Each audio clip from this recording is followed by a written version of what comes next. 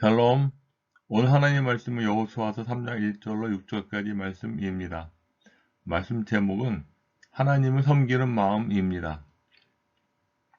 오늘 본문 여호수아 3장은 가나안에 본격적으로 들어가기 위해서 첫 관문인 요단강을 건너가는 사건이 기록되어 있습니다. 요단 강가에서 3일을 머문 후에 이스라엘은 언약궤를 앞세우고 요단강을 건널 준비를 하고 있었습니다. 언약궤 속에는 시내산에서 받은 십계명 두 돌판과 광야에서 거둔 만나 단지와 아론의 쌍난 지팡이가 들어있습니다.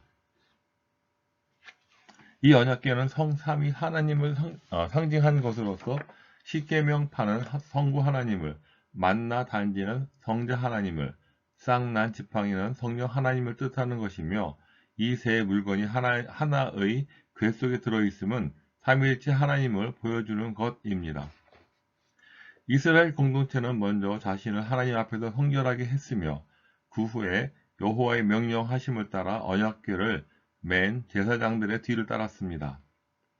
하나님이 먼저 바다를 가르시고 건너게 하신 홍해 사건과는 대조적으로 이번에는 언약궤를 맨 제사장들이 강을 발로 밟으면 물이 멈추고 벽을 쌓게 될 것이라고 하셨고 말씀대로 그대로 되었으며 이스라엘은 요단을 마른 땅처럼 건너갔습니다. 이스라엘 백성들이 약속의 땅으로 들어가려 할 때 이 언약궤를 앞세운 것은 하나님의 인도하심을 받기 위함이었습니다. 또 하나님의 권능에 의존하기 위함이었습니다. 인생의 앞길에 하나님이 계시는 것을 우리는 믿습니다. 하나님의 인도하심이 없이는 우리는 살 수가 없다는 것도 역시 알고 있습니다. 하나님이 없이 사는 삶은 곧 죽음이라는 것도 알고 있습니다. 그리고 살아있으나 곧 그것은 죽은 삶이라는 것이죠. 우리는 생명의 길을 예수 그리스도에 의하여서 얻은 자들입니다. 예수께서 이르시되 내가 곧 길이요 진리요 생명이니 나로 말미암지 않고는 아버지께로 올 자가 없느니라 라고 주님은 말씀하셨기 때문입니다. 요한복음 14장 6절 말씀에 기록하고 있습니다. 시내산 이후 이스라엘 백성들은 이 언약궤와 함께 살아왔습니다. 그들은 언제나 언약궤가 있는 성막을 중심으로 하여 생활했습니다. 그리고 행진할 때에는 언약궤가 앞장을 섰습니다. 하나님 중심 생활에 하나님 제일주의가 이스라엘 백성들의 삶의 바탕이었으며 또한 그것은 우리 성도들의 삶의 바탕이어야 하기 때문입니다.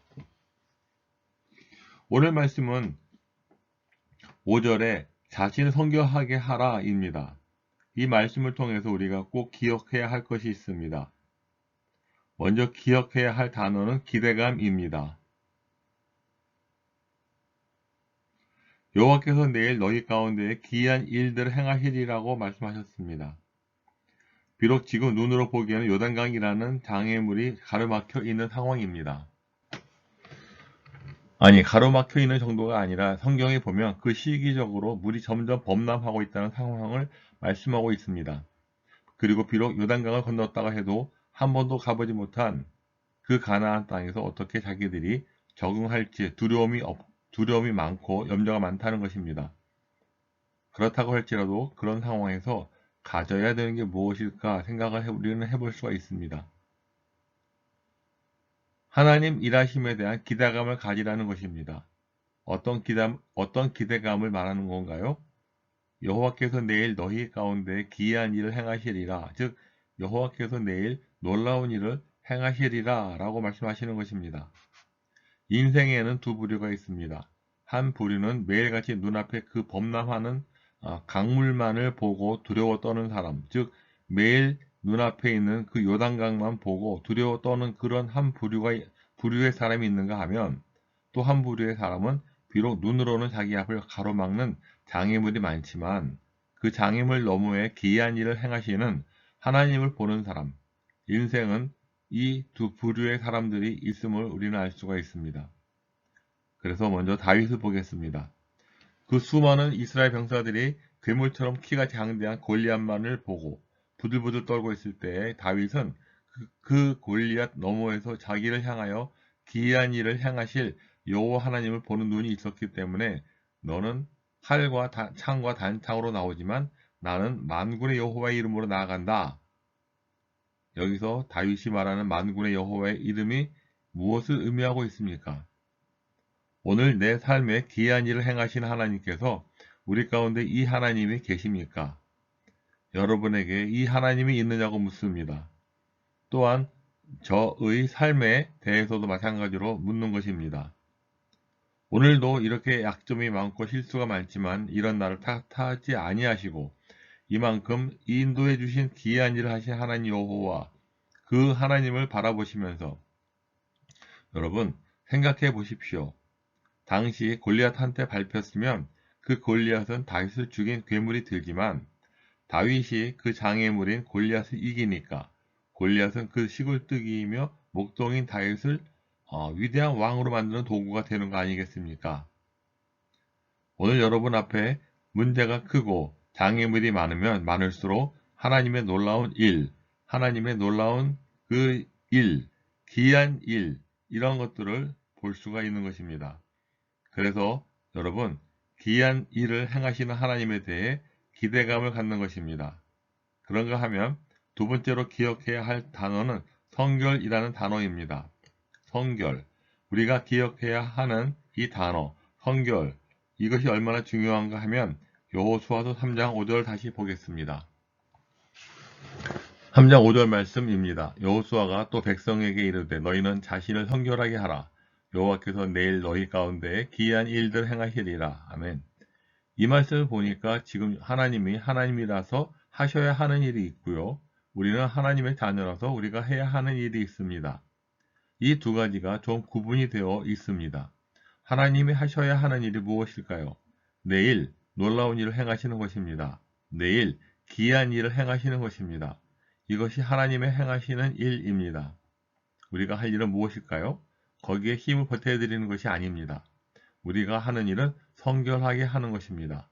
성결이라면 이 성결이 무엇일까요? 원어로 보면 히브리어로 카도쉬입니다. 카도쉬라는 이 단어의 뜻은 기본적으로 자르다는 뜻이 있습니다.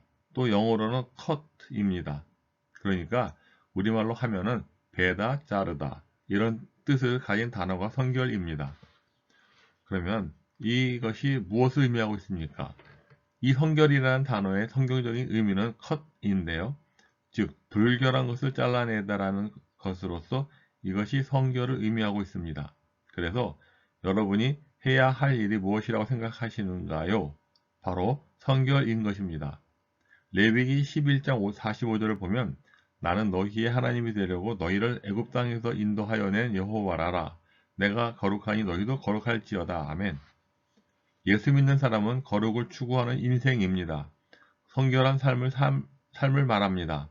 어제 내가 나쁜 생각을 하였다고 보면 우리가 거룩을 추구한다고 했으니까 다시 말해 성결한 삶을 살아가기로 했으니까 나쁜 생각에 대해서 잘라내는 것입니다. 커트하는 것입니다. 그래서 나쁜 생각을 잘라내고 오려내서 그 생각이 하나님 앞에 올바르다고 여겨지는 삶, 그것이 곧 커트하는 삶인 것입니다. 오늘 예배 시간에 하나님 앞에 정직하게 고백하면서 회개하고 커트하는 것입니다. 그리고 다시는 그러한 나쁜 생각을 안 하려고 애를 쓰는 것입니다. 그래서 오늘날 나이 많은 목사님이라고 해도 그는 매일의 삶이 이것을 자르는 삶인 것입니다. 오늘 내 안에 욕심이 찾아오면 주님 이름으로 잘라내고 또 오늘 내 안에 누구를 미워하는 마음이 생기면 이를 악물고 또 잘라내고 하면서 성결한 삶을 살아내는 것입니다. 우리 인간의 본능은 무섭고 질깁니다. 우리에게 해서는 안 될 생각과 행동이 나를 지배하는 것을 볼 때마다 소름 끼치는 것입니다. 그러므로 다시 아버지의 은혜로 이것을 커트하는 것입니다. 즉 잘라내기 하는 것입니다. 이것이 곧 성결입니다. 완벽해서 거룩한 사람이 아닙니다. 매일매일 주님 안에서 잘라내고 할 때 어제 내가 넘어져도 괜찮은 것입니다. 또 잘라내기 때문입니다. 커트하는 것이기 때문입니다. 오늘도 우리는 실수를 합니다. 하지만 그 행위를 잘라내고 또 커트해서 우리가 하는 일이 성결하는 삶이기에 그 삶을 우리는 하나님 앞에 보여드리는 것입니다. 세 번째로 기억해야 할 단어가 있습니다. 바로 하나님입니다.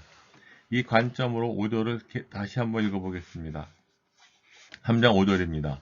여호수아가 또 백성에게 이르되 너희는 자신을 성결하게 하라. 여호와께서 내일 너희 가운데 기이한 일들을 행하시리라. 아멘.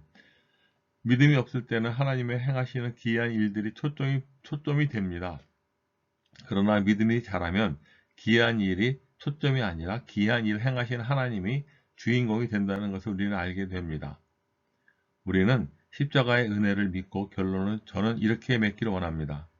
우리가 하나님 앞에서 이 세 단어를 기억하시면서 하나님 앞에서 우리가 전적인 은혜 그리고 하나님을 기다리는 것입니다. 베드로는 예수님을 세 번이나 부인하였지만 그러나 주님 여전히 제가 주님을 여전히 사랑합니다 라고 얼굴에 철판을 깔고 주님 또 제가 같은 죄를 반복했습니다. 하지만 십자가 의지하여 회개의 자리로 나갑니다 라고 고백하는 것입니다. 그래서 본문을 통해서 주시는 교훈은 첫 번째는 기대감을 갖는 것이고 두 번째는 성결하는 것이고 끝으로 세 번째는 하나님을 기억하는 것입니다. 이제 말씀을 마치겠습니다. 이스라엘 백성들이 과거 홍해 앞에서는 달리 가볍게 믿음 없는 행동을 하지 않았습니다. 여호수아를 통해서 주실 하나님의 말씀을 기다렸고요. 말씀을 듣자 가르침대로 행하였습니다. 그 결과 요단강을 멈추게 하고 마른 땅처럼 건너서 가나안 정복의 행복한 첫걸음을 내딛게 되었던 것입니다. 믿음 생활의 시간이 더해질수록 나의 믿음이 성숙하게 성장해 갈 수 있도록 더 철저히 주님 말씀을 따라가는 저와 또 가족들 되시기를 예수님의 이름으로 축복합니다. 우리 함께 기도하겠습니다. 사랑과 은혜와 자비가 충만하신 하나님 아버지 감사와 찬양과 영광 올려드립니다. 말씀 가운데서 우리에게 늘 그리스도 예수의 힘과 능력을 하루라는 말씀을 계속해서 해주시고 있다는 것을 우리는 믿습니다. 그렇지만 우리는 연약합니다. 우리는 넘어질 수밖에 없고 우리는 또한 내 자신의 충실해서 하나님의 뜻을 거역하고 취사선택함으로 인하여서 내가 듣고 싶은 것만 듣고 보고 싶은 것만 보는 어리석음을 행하지는 않는지요. 그럴 때마다 하나님의 주시는 그 능력으로 성결하고 거룩한 삶을 살아내기를 원합니다. 하나님 아버지, 이 시간 나의 마음속에 온전히 임하여 주옵시고 다스리시며 좌정하셔서 하나님의 뜻을 이루는 귀한 삶을 살아낼 수 있도록 인도하여 주옵소서. 그리하여 하나님 영광 받으시고 또 하나님의 말씀이 우리 가운데서 임하여 주옵시고 성령 충만으로 함께하여 주옵소서. 하나님 영광 받으시고 우리 가운데서 기도 진료 생명 되신 예수 그리스도 왕의 왕 되신 주님을 섬기며 살아나갈 때 힘과 능력으로 세상에 대하여 이길 수 있도록 축복하옵소서. 감사 찬양 영광 올려드립니다. 존귀하신 예수님의 이름으로 기도 올렸습니다. 아멘.